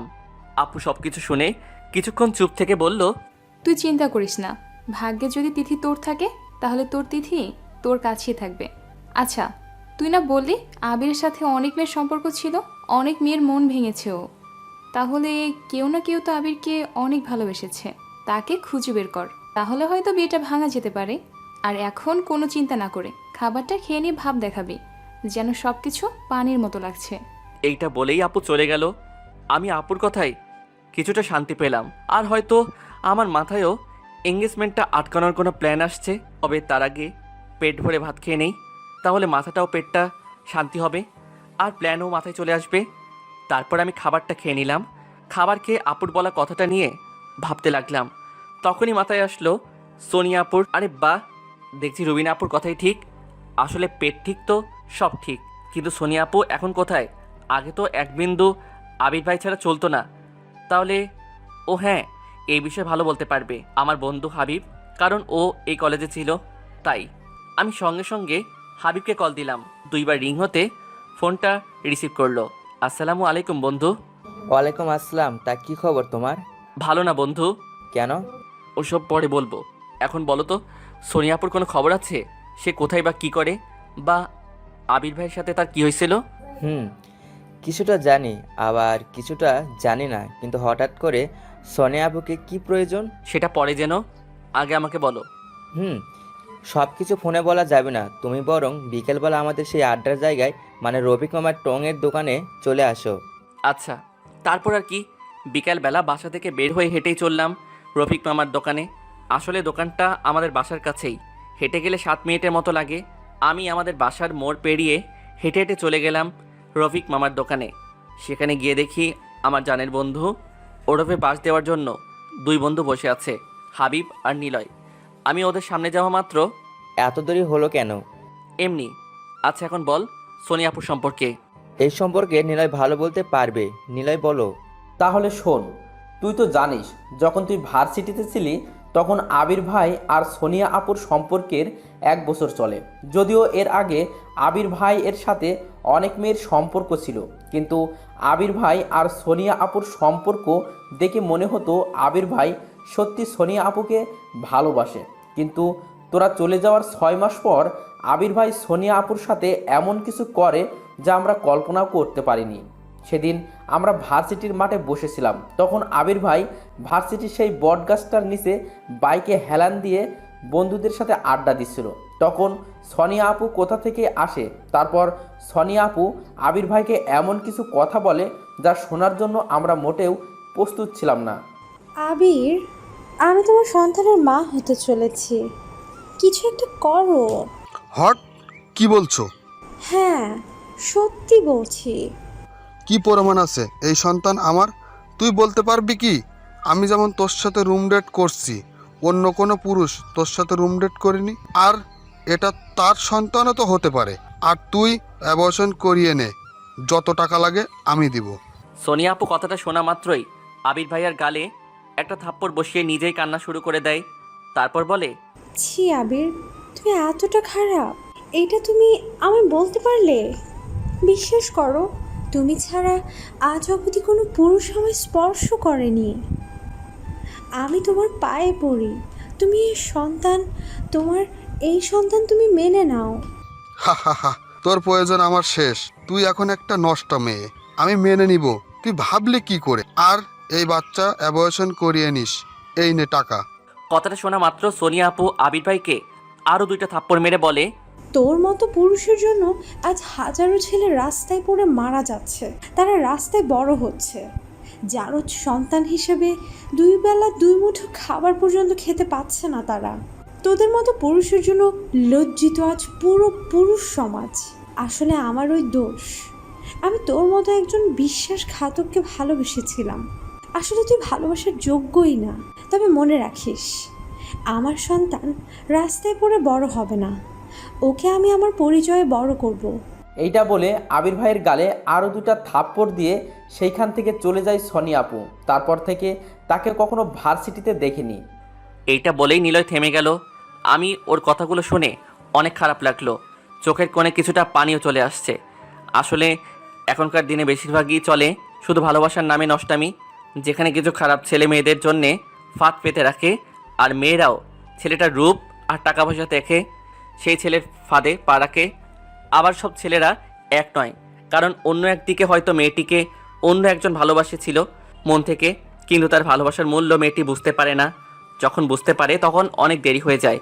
আসলে কোনো কিছু হলে ছেলে মেয়ে মানে লভেরাদের উভয় পক্ষেরই দোষ থাকে, ঠিক নিউটনের সূত্রের মতন। থাক না সেসব, আমরা আমাদের গল্পে ফিরে আসি। আচ্ছা নিলয়, সোনিয়া আপু এখন কোথায় কিছু জানিস? না রে, তবে তার বাসায় গেলে কিছুটা হলেও জানা যেতে পারে। কিন্তু আমার ভয় হচ্ছে অন্য বিষয় নিয়ে। কি? শুনেছি এই অবস্থায় অনেক মেয়েরা সুসাইড করে দেয়। হাবিবের কথা শুনে আমিও চিন্তায় পড়ে গেলাম। এরকম কিছু হলে তো আমি আমার তিথিকে হারাবো। আমি তিথিকে হারাবো কারণ একমাত্র সোনিয়া আপুই পারে এই বিয়ে ভেঙে দিতে। আর সে যদি না থাকে, আমি এগুলি ভাবতেছিলাম। তখন নিলয় বলল, যা হবার হবে, তার আগে চল সোনিয়া আপুর বাসায় যাই। চলো। আমরা যেখানে বসে আছি সেখান থেকে 2টা মোড় পেরিয়ে প্রায় 15 মিনিট লাগবে সোনিয়া আপুর বাসায় যেতে। তাই আমরা 3 জন রওনা দিলাম সোনিয়া আপুর বাসায়। রাস্তায় হাঁটছি, পা যেন আমার চলছেই না, শুধু হাবিবের বলা কথাটা মাথায় ঘুরপাক খাচ্ছে। হাঁটতে হাঁটতে পৌঁছে গেলাম সোনিয়া আপুর বাসায়। নিলয় সোনিয়া আপুর বাসায় আগে মাঝে মাঝে আসতো, কারণ নিলয়ের বাবার বন্ধু সোনিয়া আপুর আব্বু, তাই নিলয় তাদের বাসাও রুম চিনে। সোনিয়া আপুর 3 তলায় থাকে, তাই আমরা সিঁড়ি দিয়ে 3 তলায় উঠলাম। 3 তলে ওঠার পর 4টা ফ্ল্যাট আছে। তখন নিলয় একটা কলিং বেলে চাপ দিল। কিছুক্ষণ পর একজন মধ্যবয়স্ক লোক সিঁড়ির সামনে দরজাটা খুলে বলল, আরে বাবা নিলয়, কেমন আছো তুমি? আর এতদিন পর আসলে যে, আমাদের কথা মনে পড়ে না বুঝি? না আঙ্কেল, তেমন কিছু না। আসলে এতদিন পড়াশোনা নিয়ে ব্যস্ত থাকতাম, তাই আসতে পারি নাই। ও আচ্ছা, তোমার সাথে এই ছেলেগুলো কে? ওরা আমার বন্ধু। ওরা আপনার সাথে কিছু কথা বলতে আসছে। এই দেখো, তোমাদের বাইরে দাঁড় করিয়ে রেখেছি, ভিতরে আসো। ছোপাই বৈশা বলো, কি বলবা? আমি এতক্ষণে বুঝলাম ইনি সোনিয়া আপুর আব্বু। আমরা ভিতরে গিয়ে সোফায় বসলাম। তখন নিলয় বলল, আঙ্কেল, আমরা সোনিয়াপুর সম্পর্কে কথা বলতে যাচ্ছি। আমি ওর সম্পর্কে কোনো কথা শুনতে চাই না। আঙ্কেল রাগ করবেন না, আমরা শুধু সোনিয়া আপুর সাথে 5 মিনিট কথা বলে চলে যাব। কিন্তু সোনিয়া তো এখানে থাকে না, ওকে আমি বাসা থেকে বের করে দিয়েছি। আঙ্কেল আপনি কি বলতে পারবেন সে এখন কোথায়? না, সেদিন আমার মেয়েকে আমি বাড়ি থেকে বের করে দিয়ে ভুল করেছিলাম। জানি না আমার মেয়েটা এখন কোথায় আছে। ও আচ্ছা, কান্না করবেন না আঙ্কেল, সব ঠিক হয়ে যাবে। আল্লাহর উপর ভরসা রাখুন। সেই ভরসায় তো আজও বেঁচে আছি। আচ্ছা আঙ্কেল, আমরা তাহলে আজ আসি। আল্লাহ হাফেজ। কিছু খেয়ে যাও তোমরা। আজ না আঙ্কেল, অন্য একদিন এসে খাবো। আজ একটা জরুরি কাজ আছে। আচ্ছা আঙ্কেল, আজ তাহলে আসি। আচ্ছা বাবা, পরে আবার এক সময় এসো। আমরা সেখান থেকে বেরিয়ে আসলাম, কিন্তু আমার মনটা খারাপ হয়ে গেল। শেষ পর্যন্ত হাবিবের কথাটাই কি ঠিক হলো? আমি জানি তুই কি ভাবছিস। চিন্তা করিস না, আল্লাহ সব ঠিক করে দিবেন। আচ্ছা, এই সব সময় তো ফ্যামিলি পাশে না থাকলে তো বন্ধুরা পাশে থাকে। চল তো দেখে সোনিয়া আপু তার কোনো বান্ধবীর সাথে যোগাযোগ রেখেছে কিনা। তুই ঠিক বলেছিস, চল। তারপর আমরা এক এক করে সোনিয়া আপুর সব বান্ধবীর বাসায় গিয়ে তার সম্পর্কে জিজ্ঞাসা করলাম, কিন্তু কোনো খোঁজ পাওয়া গেল না। শেষে নিরাশ হয়ে বাসায় ফিরছি। বাসায় আসার আগে এশার আজান পড়েছে, তাই মসজিদ থেকে নামাজ পড়েই বাসায় গেলাম। বাসায় গিয়ে মোবাইলটা পকেট থেকে বের করে দেখি তিথির নম্বর থেকে 50+ কল আসছে। মোবাইলটা সাইলেন্ট করা ছিল, তাই বুঝতে পারি নাই। তাই ফোন ব্যাক করলাম, সাথে সাথে রিসিভ করে, এতক্ষণ কোথায় ছিলে আর ফোন ধরো নাই কেন? সরি, আসলে ফোনটা সাইলেন্ট করা ছিল, তাই রিসিভ করতে পারি নাই। আর আমি সোনিয়া আপুর সম্পর্কে জানতে গেছিলাম, কারণ একমাত্র সেই পারবে এই বিয়ে ভাঙতে। সত্যি? তা সোনিয়া আপুকে পেলে? না, তাকে অনেক খুঁজলাম কিন্তু পেলাম না। ও আচ্ছা। খাবার খেয়েছো? তুমি? না, একটু পর খাবো। এই শোনো না, আমার খুব ভয় করছে। ভয় করো না, আল্লাহ যা আমাদের কপালে লিখে রেখেছে তাই হবে। তারপর তিথির সাথে আরও কিছুক্ষণ কথা বলে খাবার খেয়ে ঘুমিয়ে পড়লাম। আসলে সারাদিন ঘুরে ঘুরে আর অতিরিক্ত টেনশন হলে আমি ঘুমিয়ে যাই। সকালে আজানের শব্দে ঘুম ভেঙে গেল, তাই ঘুম থেকে উঠে ফ্রেশ হয়ে নামাজ আদায় করে নিলাম। নামাজ পড়ে আমি বেলকনিতে আমার রুমের বারান্দায় গিয়ে একটা চেয়ারে বসলাম। তারপর বাহিরের পরিবেশটা দেখতে লাগলাম। আমার রুমের বারান্দার সামনে একটা খোলা পরিবেশ, সেখানে কোনো বাড়িঘর নেই, কিছু গাছপালা আর লতাপাতার বাগানে ভরপুর, যা আমার মনটাকে একটু ভালো করে দিচ্ছে। কিছু সময়ের জন্য আমি আমার সব চিন্তা ভুলে সেগুলোই খেয়াল করে দেখছি। আসলে আমরা যত চিন্তা বা টেনশনে থাকি না কেন, একমাত্র প্রকৃতি পারে আমাদের সেসব চিন্তা দূর করে দিয়ে মনে শান্তি এনে দিতে। আমি এইগুলো ভাবছিলাম, তখনই আমার পাশে থাকা ফোনটা বেজে উঠল। ফোনের দিকে তাকিয়ে দেখি নিলয় কল দিয়েছে। আমি কলটা রিসিভ করতে নিলয় যা বলল তা শুনে আমি কিছুটা শান্তি পেলাম। নিলয় বলল, বন্ধু, আমরা সবার কাছে সোনিয়া আপুর খোঁজ করেছি, কিন্তু মহিমা আপুর সোনিয়া আপুর বেস্ট ফ্রেন্ড, তার কাছে সোনিয়া আপুর ব্যাপারে জিজ্ঞেস করিনি। আর তার কাছে যাওয়াই হয় নাই, কারণ তার বাসা আমাদের এইখান থেকে অনেকটা দূরে, আর তার নাম্বার আমাদের কাছে নাই, তাই সোনিয়া আপুর ব্যাপারে জিজ্ঞেস করতে পারি নাই। তুই কি মহিমা আপুর বাসা চিনিস? আমি চিনি না, কিন্তু হাবিব চেনে। ও একবার মহিমা আপুদের বাসায় গিয়েছিল। তাহলে তো হয়ে গেল, চল এখনই, কোনো দেরি করা যাবে না, চল। আচ্ছা, সকাল 10টার দিকে তুই, আমি আর হাবিব যাব। তুই গাড়ি নিয়ে আসিস। আমি হাবিবকে বলবো যাতে ও রেডি হয়ে থাকে, আর তুই আমাকে আমাদের বাসার সামনে থেকে পিক করে নিস। ওকে? ওকে, আল্লাহ হাফেজ। আল্লাহ হাফেজ। নিলয়ের সাথে কথা বলে ঘড়ির দিকে তাকিয়ে দেখি 8টা বাজে। ভালো লাগছিল না, তাই তিথিকে ফোন দিলাম। 2বার রিং হতে রিসিভ করলো। আসসালামু আলাইকুম, আমার কলিজাটা কেমন আছে? ওয়ালাইকুম আসসালাম। তোমার কলিজা টেনশনে আছে। টেনশন করো না, আল্লাহ যদি আমাদের একে অপরের জন্য তৈরি করে থাকে তাহলে অবশ্যই আমাদের মিল হবে। আমাদের কেউ আলাদা করতে পারবে না। আর তাছাড়া আমাদের ভালোবাসা সত্য হলে আমাদের মিল হবেই। খাবার খেয়েছো? না, একটু পর খাবো। তুমি? একটু পরে খাবো। এইভাবে তিতির সাথে 1 ঘন্টা কথা বলে ফোন রেখে খাবার খেয়ে রেডি হয়ে নিলাম। রেডি হয়ে গাড়ি নিয়ে নিলয়দের বাসার মোড়ে থেকে নিলয়কে পিক করে নিলাম। তারপর হাবিবকেও পিক করে নিলাম। তারপর হাবিবের দেখানো পথ অনুসারে গাড়ি চালিয়ে চলে আসলাম মহিমা আপুদের বাসার সামনে। আস্তে আস্তে 30 মিনিট লেগেছে। একটা ফলের দোকান থেকে কিছু ফলমূল আসলে খালি হাতে যেতে কেমন যেন লাগছিল, তাই কিনে মহিমা আপুদের বাসায় চলে গেলাম। তারপর মহিমা আপু আমাদের দেখে অনেকটা চমকে গেলেন। তিনি আমাদের দেখে বললেন, আরে আরিয়ান, লিওন, হাবিব যে, তা তোমরা কেমন আছো? জি আপু, আলহামদুলিল্লাহ ভালো। আপনি? এই মোটামুটি। তোমরা সোফায় বসো, আমি একটু চা বানিয়ে আনি। আমি ফলমূলগুলো মহিমা আপুকে দিয়ে বললাম, আপু চায়ের দরকার নেই, আমরা আপনার কাছ থেকে কিছু জানতে এইখানে আসছি। কি জানতে চাও? আপু, সোনিয়া আপু কোথায় আছে জানতে চাই। আমি এই ব্যাপারে কিছু জানলেও বলতে পারবো না, সরি। আপু প্লিজ এমনটা বলবেন না, অনেক আশা নিয়ে আসছি। আর তাছাড়া এই মুহূর্তে সোনিয়া আপু ছাড়া কেউ আমাকে হেল্প করতে পারবে না। আচ্ছা, আমি বলতে পারি, তবে তোমাদের বলতে হবে সোনিয়াকে তোমাদের এত কি প্রয়োজন। মহিমা আপুকে সব খুলে বললাম। তারপর বললাম, দেখুন আপু, আবির ভাই আরও একটা মেয়ের জীবন নষ্ট করতে চলেছে, প্লিজ হেল্প। আচ্ছা, তুমি যেহেতু বললা, তাহলে আমি সোনিয়াকে বলে দেখি। আচ্ছা। আপু কিছুটা দূরে গিয়ে সোনিয়া আপুর সাথে কথা বলতে লাগলো। প্রায় 20 মিনিট কথা বলার পর মহিমা আপু এসে বলল, সোনিয়া তোমাদের সাথে দেখা করার জন্য রাজি হয়েছে। এখন বলো কখন যাবে? বিকাল 4টায়। আচ্ছা, তাহলে তোমরা দুপুরে খাবার আমার বাসায় খেয়ে যাও। যদিও খাবার খেতে চাইনি এখন, তবু তাদের এত জোরাজোরির জন্য খেতে হলো। বিকেল 4টায় আমরা গাড়িতে বসে আছি, আমি, মহিমা আপু, নিলয়, হাবিব। আমি মহিমা আপুর দেখানো রাস্তা মতো গাড়ি চালাচ্ছি। ও, আপনাদের তো বলা হয় নাই, সোনিয়া আপু এখন মহিমা আপুর এক খালার বাসায় থাকে। খালার কোনো মেয়ে নাই, তাই সোনিয়া আপু মহিমা আপুর খালার মেয়ের মতোই সেখানে আছে। আমরা প্রায় 15 মিনিট গাড়ি চালিয়ে সেখানে গিয়ে পৌঁছালাম। সামনে একটা দোতলা বাড়ি, চারপাশে বাড়িঘর আছে কিন্তু কম। আমরা মহিমা আপুর সাথে সেই বাড়ির ভিতরে যেতে লাগলাম। সেখানে গিয়ে মহিমা আপু কলিং বেল দিল। 2 মিনিট পর সোনিয়া আপু এসে দরজা খুলে দিল। তারপর আমরা ভিতরে গিয়ে সোফার উপরে বসলাম, আর আমাদের সামনের সোফায় সোনিয়া আপু বসলো। তারপর বলল, তোমাদের কথা আমি শুনলাম, আমি রাজি আছি। এখন বলো কিভাবে আমি তোমাদের সাহায্য করতে পারি? আপনি আমাদের সাথে বিয়ে বাড়িতে গেলেই হবে, না হলে আরেকটা মেয়ের জীবন নষ্ট হয়ে যাবে, মৃত্যু হবে একটি ভালোবাসার। আচ্ছা, আমি যাব।